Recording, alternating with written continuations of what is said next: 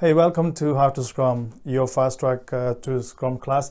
We talked about so many things in the past about the Scrum basics, the components of what is the epic, what are stories. We also talked about estimation, but today I'm going to focus on what is a typical day of a Scrum Master. This is the most common question you're going to get. You get challenged by management, challenged by the Scrum team, who say, hey, what do you do besides setting up some of the ceremonies, and what do you do day to day? So today my aim is to give you a bit of insight, some of the tips that I use to make myself effective Scrum Master in any organization. So let's go through what those are. So first of all, I talked about how the components are laid out, where we talk about epics and stories and spikes and tasks. These are the building blocks of a Scrum. And we're going to talk about putting all this into Jira. So as a Scrum Master, you're going to put all this after you have identified what are the epics, what are the stories and spikes, etc. You're going to put them all into this backlog within the Jira board. This is the whole kind of the project requirements as user stories. And the idea is to keep taking some of these in the old typical diagram that I drew last time for 2 weeks. We're going to make sure this is actually taken care of by reducing whatever's in here and to produce the end product. So once you settle Jira with all the backlog, the actual stories and everything in there, we're going to do the planning. So what are the planning that you do as a Scrum Master? You're gonna say, first of all, we need to take from the backlog those stories that's going to be part of our first sprint. So you do that, you do your sprint planning, and you're going to make sure that there are estimated, assigned, and clarifications for the team if there are any. And that's where you come as a Scrum Master. First tip is, when you are going through the sprint planning, you can't just sit there quietly and let the team do all the talking. You need to challenge them. You need to say to the developers, hey, this story number one, does it make sense to you as a developer that you're going to develop this and you know exactly what you need? And if they say, yes, I do. Okay.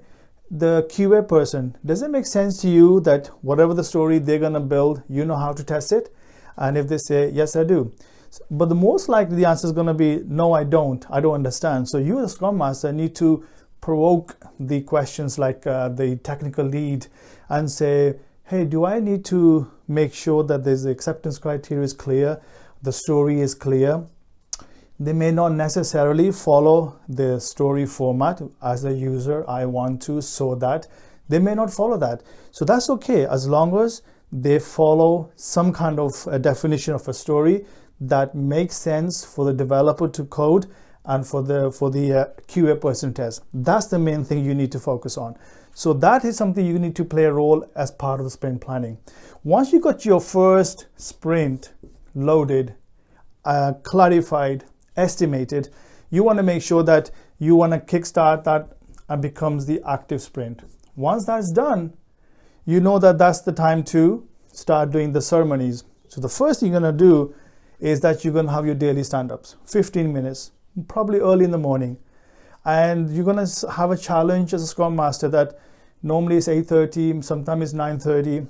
You might have 15 minutes at the daily stand-up, but not everybody will turn up. Or if they do, they will stagger in for the meeting, which is only 15 minutes. So you as a Scrum Master, you need to make sure that they actually attend on time, 15 minutes as a minimum, but you can book the session for at least half an hour, 30 minutes, just to get the bit of time. So you do this daily stand-up, you make sure you do the backlog refinement, make sure you do the demo at the end of the sprint, you do your retro, and then you rinse and repeat. So this is a typical planning stage of a sprint. Next, what do you do after that? Because rinse and repeat means you're going to continue now, do a next planning, next ceremonies, another demo, another retro. So what do you do in between as a Scrum Master? A very good question. You have to be the change agent. You have to make sure that people are understanding what are the reasons for having a daily stand-up.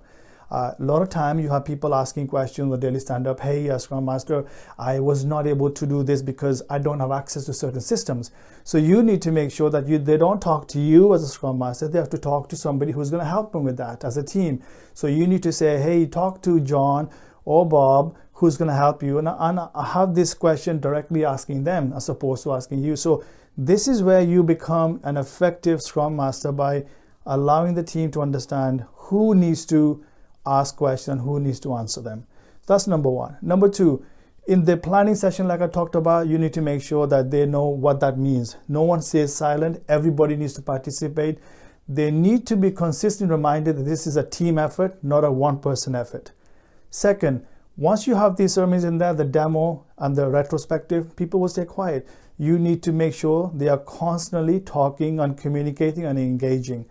If they don't, you might need to do a one-on-one session with somebody. You might need to do a group session with them, lunch and learn, or you might even put a slide deck together so that they can watch the video that you're going to make on that, and they can watch it over again. But as a Scrum Master, you need to make sure that there's always that appetite to learn about Agile, understand a Scrum framework, and you need to constantly keep reminding what the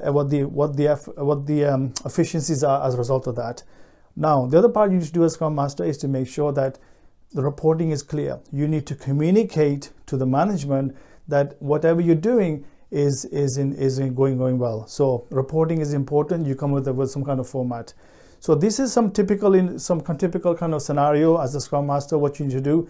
There is not much to do when you set up the ceremonies, everything, but you as Scrum Master need to make sure that you're keeping an eye on this Scrum, on the Agile principles, making sure that has been adhered to, and that's what you need to do. That is what makes an effective Scrum Master.